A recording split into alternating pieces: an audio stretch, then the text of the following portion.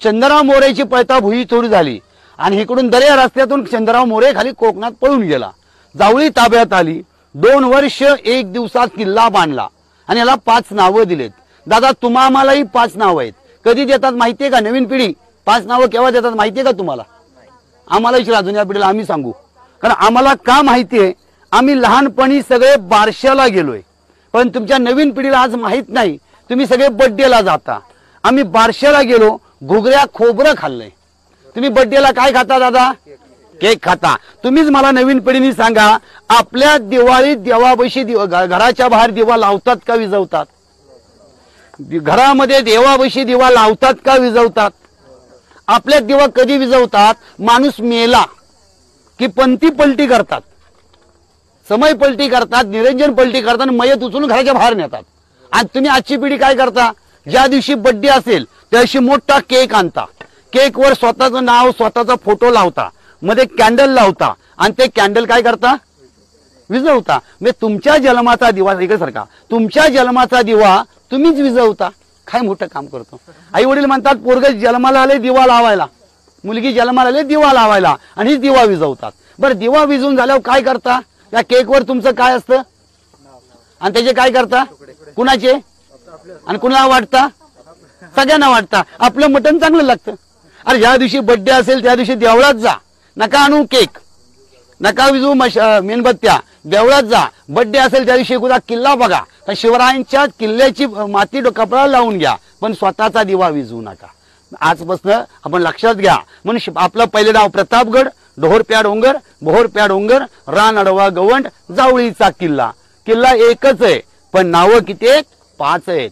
लोकराजा राज पहिलाच किल्ला बांधला आणि 5 नावं दिली। बाकीच्या किल्ल्यांनी काय केलंय? राजे म्हणले देऊन टाका, सगळ्याच किल्ल्याला 4-5 नावं। मावळे म्हणले कशासाठी? राजे म्हणले कळेल पुढे।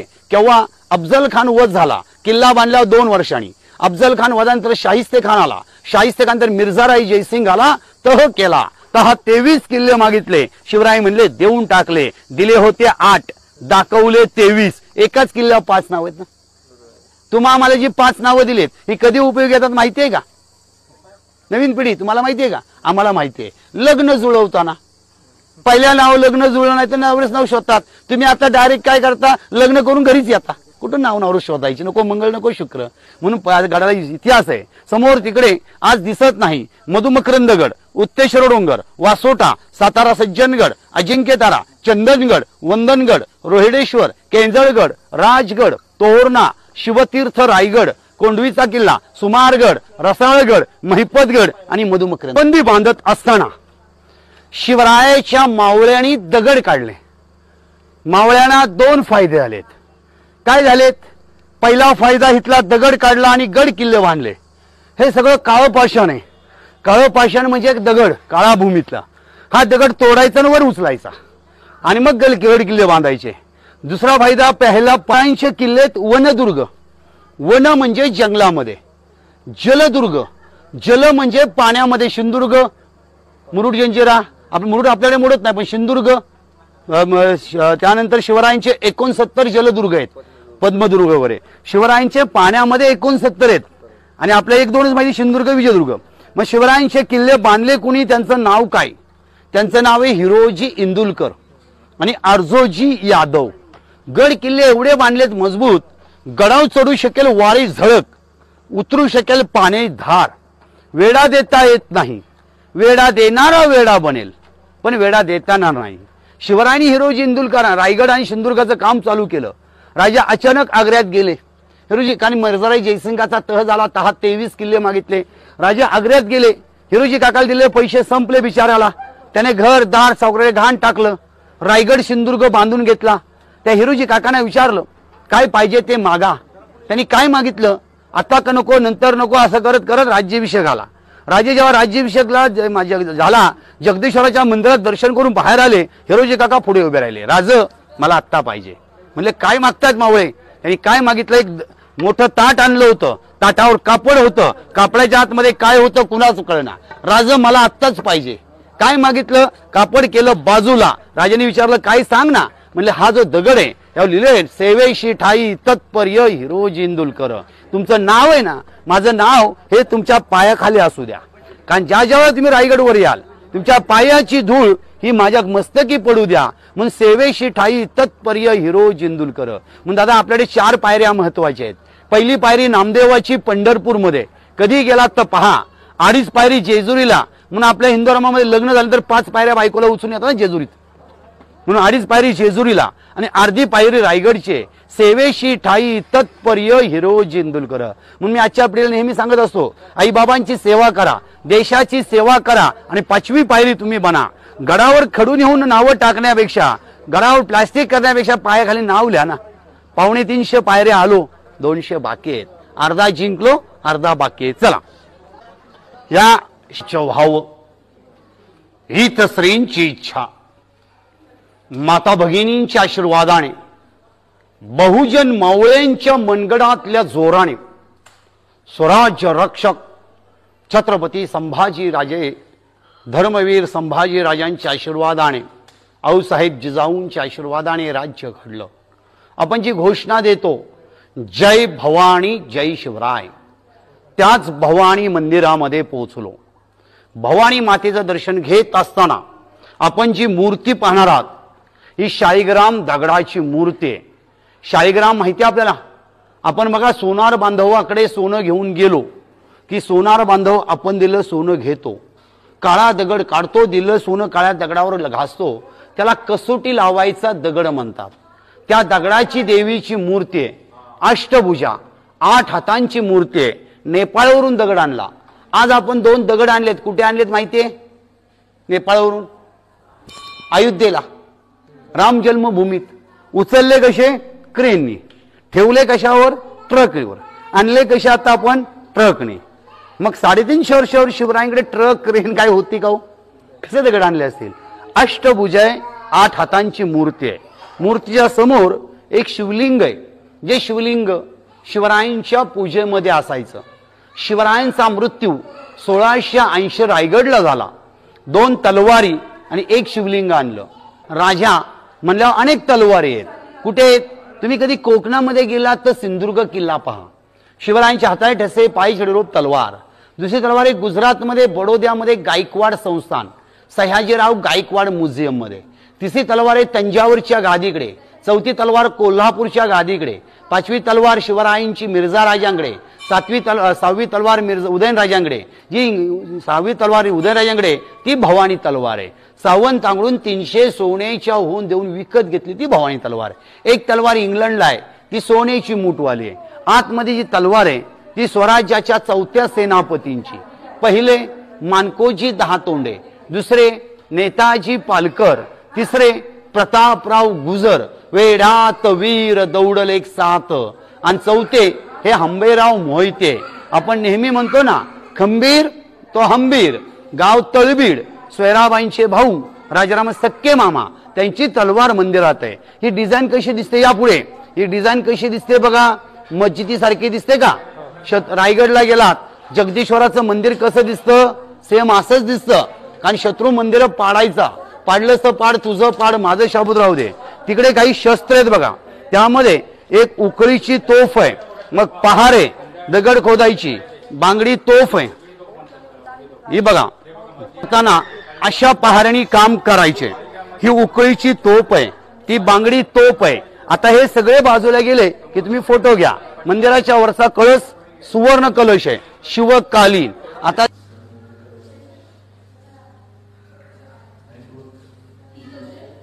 मूर्ती शिवकालीन, मंदिर आताच आहे. राजांच्या कुठल्याही गडावर जा, प्रत्येक गडावर मारुतीची मंदिर आहेत. म्हणजे कुस्तीचा आखाडा आला की मारुती आला, बरोबर ना? आखाडा म्हणजे बोल शक्ती येण्यासाठी.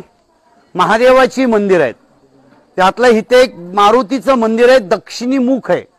आजपर्यंत तुम्ही मारुती पाहिलात, एक तर त्याने गदा उचलले म्हणजे युद्धावर चाललाय, संजीवनी घेऊन चालला म्हणून डोंगर मारुती घेऊन चाललाय. पण हा मारुती तसा नाही. हातामध्ये काहीच नाही, आशीर्वाद देताना कमरेवर हात आणि आशीर्वाद मारुती. इथून वरती छोटासा किल्ला चालू झाला, बाले किल्ला. बाल म्हणजे लहान. घरामध्ये माजगर ओटी पडवी, किल्ल्याच्या आतमध्ये छोटासा किल्ला, बाल किल्ला. तुम्ही ज्या चौथाऱ्यावर बसलात तो चौथारा नाही, शिवरायांची शिवसदर आहे. सदर म्हणजे न्याय निवाड्याची जागा. या शिवसदरेवर शिवरायांनी खंडोजी खोपडे नावाच्या गद्दाराला शिक्षा दिली. ज्यावेळेला अफजल खान निघाला, आदिलशहाचे शिक्क्याचे सहीचे खले ते तयार केले आणि खले ते मावळ्यांना पाठवले. ते खले ते वाचून फुटला.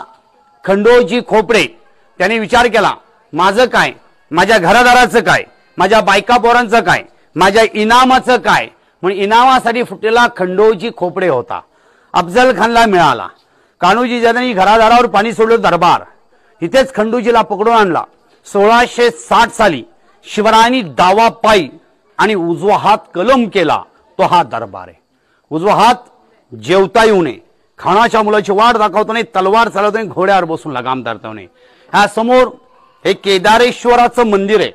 मुळात राजांनी गड भवानी मातेच्या मंदिरासाठी बांधला. भवानी मातेचं मंदिर बांधत असताना जागा साफ केली, खोदकाम झालं आणि शंकराचं मंदिर बांधलं.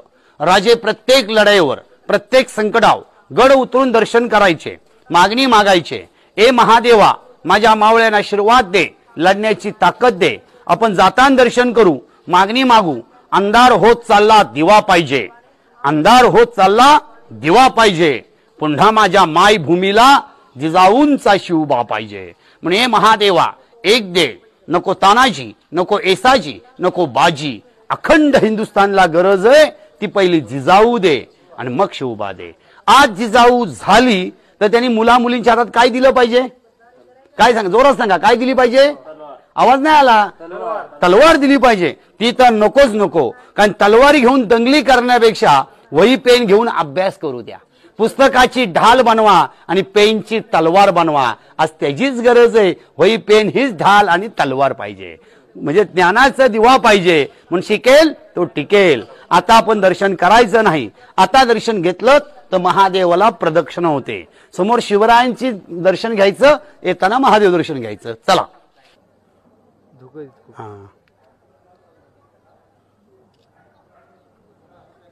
एक नंबरचा झेंड्याचा बुरुज, 2 नंबरचा भवानी बुरुज.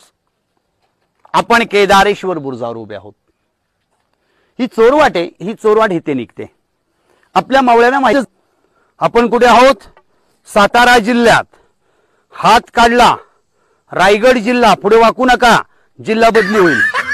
हात बाहेर काढा, वारा बघा, खालून वारा जोरात येतो, भिंतीवर आदळून भिंतीची माती निसटून जाऊ नये. ते बघा पोलादपूरचा रस्ता, मध्ये बघा कृषी विद्यापीठ दापोलीची बस गेली होती, 30 लोक ऑफ झाली होती त्या घाटामध्ये. चला, आपण हे गडावची घरं दिसत आहेत, हे सगळे गडकरी मानकरी आहेत बरं का. शिवरायन बसून राहत आलेले पिढ्यानपिढीचे मावळे आहेत. हो, 27 नोकर भवानी मातेचे आहेत आणि 12 बोलतदार आहेत. हो, 13वी पिढी. हा दगड बघा कसा उचलला असेल. हा दगड बघा, कडेलोट पॉइंट, पनिशमेंट पॉइंट, सजाई मौत म्हणतात. शिवरायांच्या वेळेला जर कोणी गुन्हा, चोरी, फितुरी, गद्दारी, दुश्मनी, देशद्रोही केली, अशा लोकांना पोत्यात भरायचे, हातपाय बांधायचे, पोतं पॅक करून फेकून द्यायचे. 1800 फूट खोल आहे. शिक्षा त्यावेळेला असायची, आज जागा भरेल. आता बघा, गडाची उंची इथे मोजली जाते 3543 फूट. आपण गडावल्या उंच जागेवर उभे आहोत. काही लोक गाव सोडून गेले, त्यांच्या घरांची चौथारे आहेत. इथे जास्त वेळ थांबायचं नाही का, तर विचार बदलतील. कडेलोट आहे ना, आपलं पुढे जाऊ. चला चला, शिवमूर्तीचा फोटो घ्या. त्या गर्विष्ठ माना या शिवमंदिरा अवघा हिंदुस्थान शिवमय व्हावा आणि राजे तुम्ही पुन्हा पुन्हा जन्म घ्यावा. इथे राजांची मूर्ती उभी आहे.